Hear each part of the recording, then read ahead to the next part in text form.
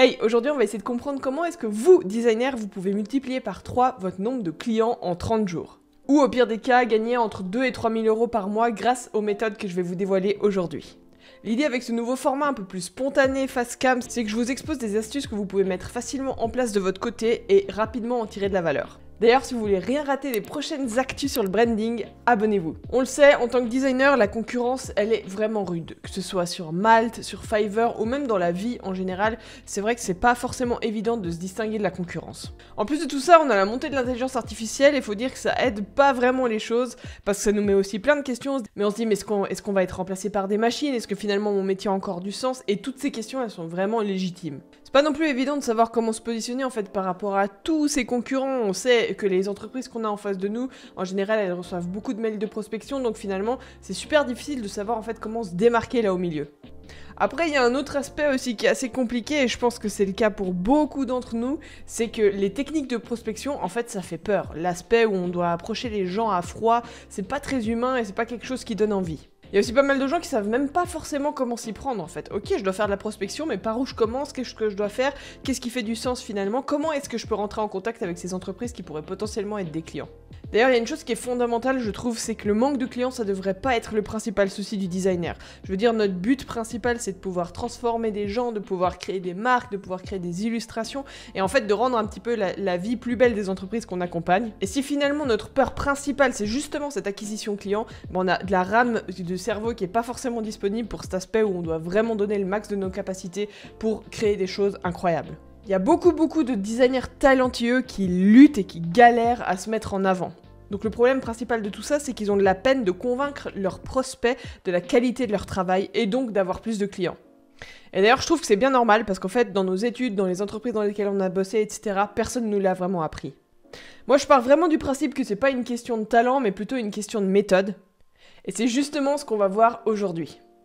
Je vais te présenter 6 étapes pour enfin avoir plus de clients et pouvoir travailler sans stresser au quotidien.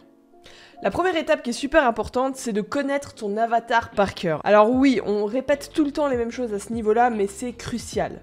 En fait, parler à tout le monde, c'est comme parler à personne, et au final, si tu continues de parler à une masse incroyable, il n'y a personne qui va se sentir concerné par ce que tu dis, et donc, il n'y a pas de prospects qui vont toquer à ta porte. Faut vraiment que tu saches, en fait, à qui tu parles, quels sont ses besoins, quelles sont ses peurs, quelles sont ses envies, quels sont ses rêves.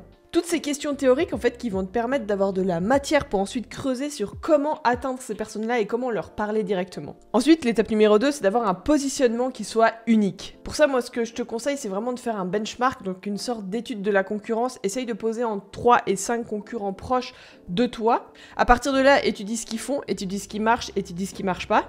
Et ensuite, en fonction de qui tu es toi, tu pourras définir un élément différenciant qui va te permettre d'être différent par rapport à eux. C'est vraiment important en fait que tu puisses sortir ton unicité à toi. Ça peut être un trait de caractère, ça peut être une façon de procéder, ça peut être une méthodologie. Mais au final, il faut que tu assumes qui tu es et vraiment que tu puisses mettre ça en avant parce qu'en fait, c'est comme ça que tu vas attirer des personnes qui vont correspondre aux prospects que tu recherches. D'ailleurs, pour le positionnement, il y a un peu une formule magique que moi j'aime bien appliquer. Donc la formule, c'est qui tu es et ce que tu fais, plus à qui tu t'adresses, égale ton positionnement sur le marché. Et d'une fois en fait que tu as réuni ces paramètres, donc de l'avatar et du positionnement unique, et ben là tu vas pouvoir créer une offre qui soit vraiment destinée aux gens que tu veux attirer. L'étape numéro 3, c'est de maîtriser le parcours du client. Ça c'est super important aussi. En fait, il faut que tu puisses vraiment bien comprendre le parcours d'un lead avant qu'il devienne un client pour pouvoir en fait optimiser tout ça. Il faut vraiment que tu puisses les faire rentrer dans ton monde en fait, pour que potentiellement après ils s'intéressent à toi et deviennent en fait par la suite un client. D'ailleurs, il y a vraiment un truc qu'il faut que tu gardes en tête, c'est que le chemin en fait entre la prise de conscience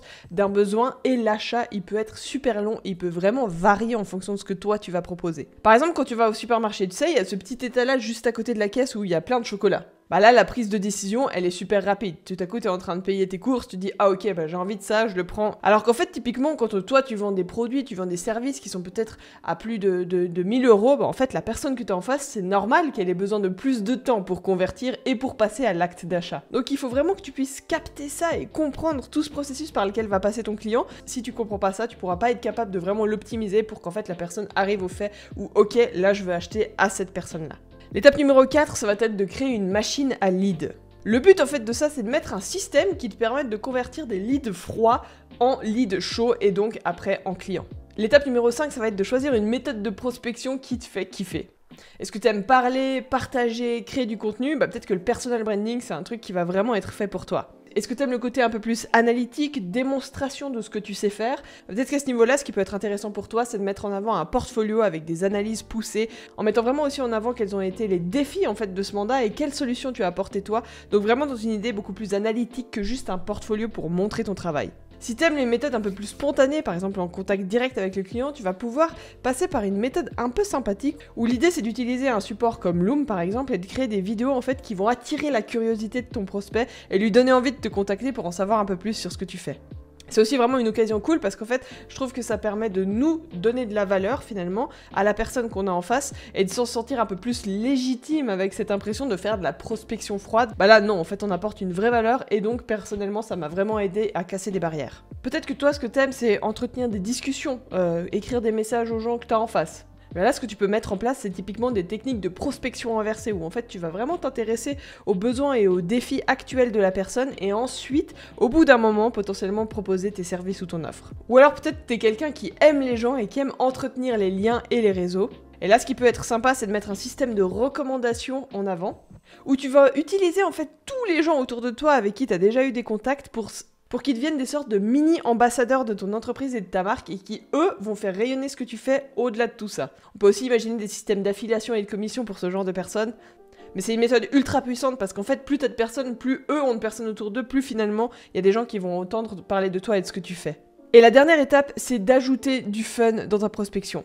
Ouais, on dirait pas comme ça, mais franchement, on peut même en faire quelque chose de vraiment sympa comme moment. Par exemple, moi j'aime bien m'installer avec un bon cappuccino sur une terrasse que j'aime et qui me fait plaisir, dans un environnement qui me fait du bien. Et quand je suis dans cet état d'esprit-là, c'est beaucoup plus facile pour moi finalement de prospecter.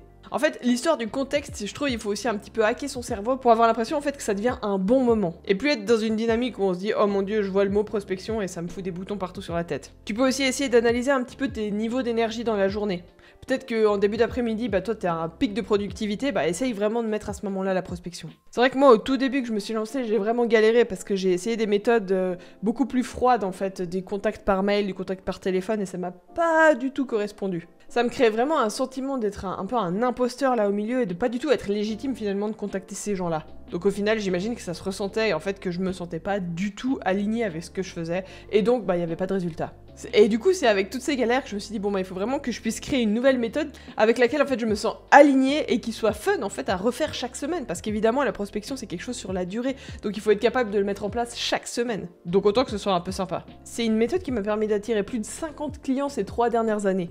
Et j'ai réussi à faire grimper mon CA de 20 à 100K. Mais le truc le plus important dans tout ça, c'est en fait que je me sens vraiment beaucoup plus à l'aise de vendre grâce à elle. Et je dirais même qu'en fait, j'ai même plus l'impression que c'est de la vente, mais plutôt des discussions et des entretiens de relations avec les gens que j'ai en face. Du coup, cette méthode, elle s'appelle Lead Booster, et d'ailleurs, récemment, Laura, qui a été une des bêta-testeuses, elle disait détester le marketing et ses approches de vente.